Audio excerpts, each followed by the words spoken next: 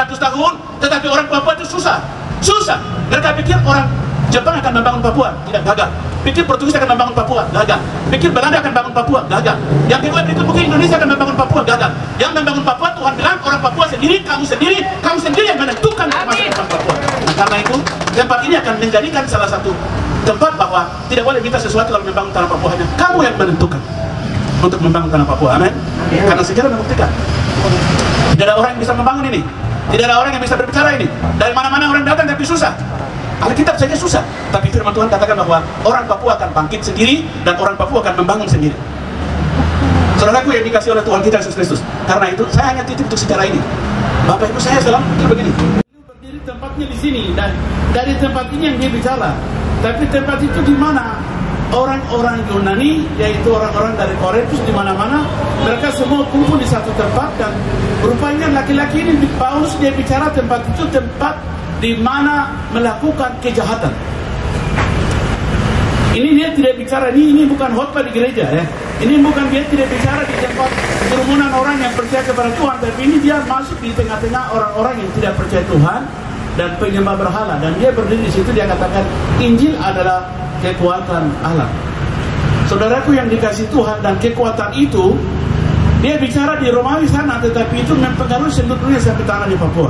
Tapi tidak pernah ada orang di sana. Yang kedua itu Spanyol jadi penasaran, kenapa dibilang itu kok tidak ada orang di sana. Spanyol dengan dia punya ini negara-negara Eropa, dia punya kekuatannya dengan segala macam, dia juga datang ke Papua, tapi rupanya juga Tuhan tutup. Tidak ada orang Papua yang satu pun bisa ketemu, bisa bertemu, tidak ada. Akhirnya Spanyol juga putar di Papua, ekspedisi kiri kanan, tapi juga tidak ketemu, dan mereka kembali lagi ke negara mereka. Yang ketiga siapa yang datang? Ketiga Portugis yang datang, hanya untuk merebut tanah Papua saja. Portugis masuk di tanah Papua, tetapi mereka juga keliling di tanah Papua ini, tapi juga tidak bisa ketemu. Setelah itu yang keempat, yang Bapak Ibu yang tahu, Belanda yang datang. Belanda datang di sini, dan kemudian Papua Barat, di mana dijajah oleh Belanda dan juga Portugis, kemudian Spanyol dan semua.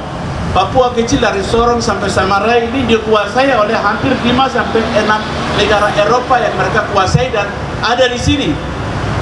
Yang pertanyaan saya hari ini adalah, ini orang-orang negara maju yang sudah pernah datang di sini, tapi kenapa mereka tidak bisa bangun? Negara maju yang pernah masuk di sini, kenapa mereka tidak bisa membangun? Tidak bisa melakukan sesuatu. Luar biasa.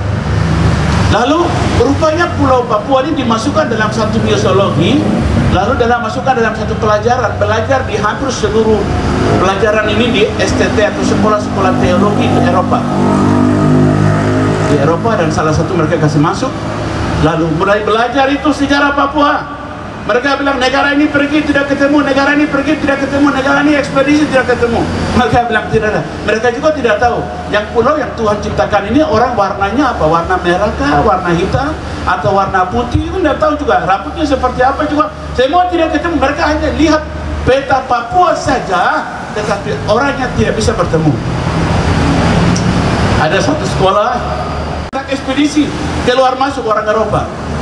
Lalu mereka dua ambil keputusan begini, kalau Tuhan yang ciptakan negeri itu, Tuhan yang ciptakan pulau itu, tidak mungkin tidak ada orang di sana.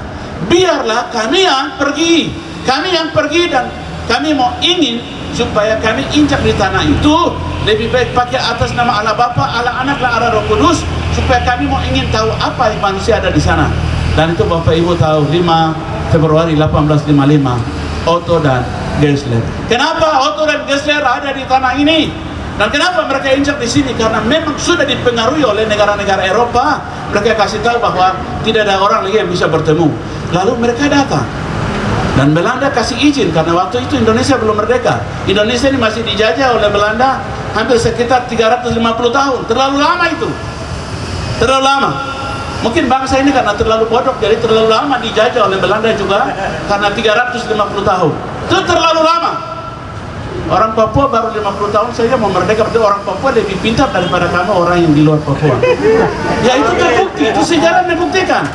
Bapak Ibu sekalian yang dikasih oleh Tuhan, sejarah itu dan datang, lalu orang Belanda dikasih izin, lalu kemudian orang Otto dan Gesle itu mereka datang di Mangcinang.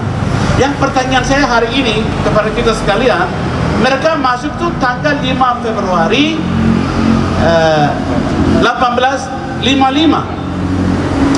Mereka sampaikan Injil, firman yang sama ini. Injil kekuatan Allah, Injil kekuatan Allah. Orang Manokwari tidak ada yang terima. Orang tidak ada yang mau akui itu yang mereka bawa firman itu. Sampai 100 tahun lebih, lalu mulai lagi bergeser. Akhirnya mulai sampaikan, ini orang-orang Papua susah terima Tuhan Yesus ini. Tidak bisa juga jadi penginjil ini. Mereka mulai lagi bawa berita kemana-mana ke seluruh Eropa. Sudah orang CMA Amerika lagi datang. Lalu kemudian mulai masuk lagi daerah Paniai. Itu mungkin 1935 ya, kalau 39 ya, tidak salah ya, 1939 baru mulai masuk daerah di Paniai ya. Kalau kita di orang gunung, kalau Bupati ini orang dari atas, Pak, kita orang-orang Sentani, orang Manokwari, orang Biak yang jadi guru duluan, karena memang mereka Injil duluan datang. Baru mereka mengajar kita. Kemudian setelah itu periode kedua, hampir orang Paniai semua jadi guru di mana-mana di Lapago, karena memang mereka masuk Injil duluan tahun 1939. Setelah itu Lembah Bahalem ini baru 1955. Coba bayangkan 1855 dan 1955 ini hampir 100 tahun. Makanya dari pemberita Injil dia bilang, saya sudah bawa Injil 100 tahun, tetapi orang Papua itu susah. Mereka pikir orang Jepang akan membangun Papua, tidak, gagal. Pikir Portugis akan membangun Papua, gagal. Pikir Belanda akan bangun Papua, gagal. Yang kedua berikut mungkin Indonesia akan membangun Papua, gagal. Yang membangun Papua, Tuhan bilang orang Papua sendiri, kamu sendiri yang menentukan masa depan Papua. Nah, karena itu tempat ini akan menjadikan salah satu tempat bahwa tidak boleh minta sesuatu kalau membangun tanah Papua, hanya kamu yang menentukan untuk membangun tanah Papua. Amin. Karena sejarah membuktikan tidak ada orang yang bisa membangun ini, tidak ada orang yang bisa berbicara ini. Dari mana-mana orang datang tapi susah. Alkitab saja susah, tapi firman Tuhan katakan bahwa orang Papua akan bangkit sendiri dan orang Papua akan membangun sendiri.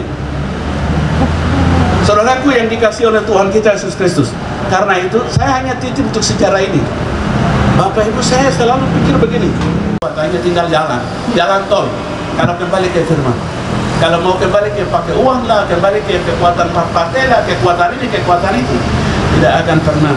Tetapi kembali ke firman Tuhan. Sejarahnya membuktikan bahwa Papua bisa membangun dalam peradaban hanya karena Injil.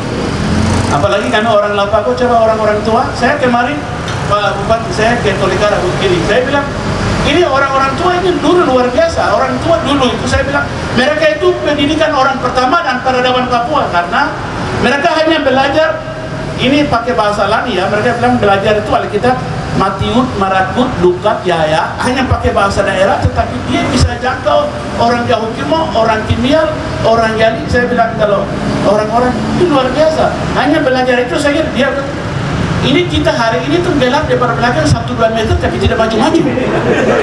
Betul. Tidak maju-maju. Mereka orang peradaban yang luar biasa. Menjadi pemimpin di tanah Papua. Mereka punya kelemahan, punya kekurangan, tapi kita berdoa supaya Tuhan kasih hikmat, Tuhan kasih kekuatan untuk menjalankan tempat ini. Mari kita berdoa. Tuhan, Partai Demokrat Provinsi Papua Raya hanya alam di dalam tangan Tuhan, tetapi manusia yang ciptaanmu, gambarmu yang akan memimpin partai ini adalah anak-anakmu Tuhan dan pilihanmu Tuhan. Karena itu hamba serahkan mereka ke dalam tanganmu. Mulai hari ini kami membukanya dan mereka akan menggunakannya dan memakainya sampai dan akhirnya untuk sukses dan nama Tuhan dipermuliakan saat menjalankan roda pemerintahan partai ini. Dalam nama Tuhan Yesus Kristus, Tuhan dan Juru Selamat kami berdoa dan menyerahkannya seluruh kepengurusannya panitia ini ke dalam tangan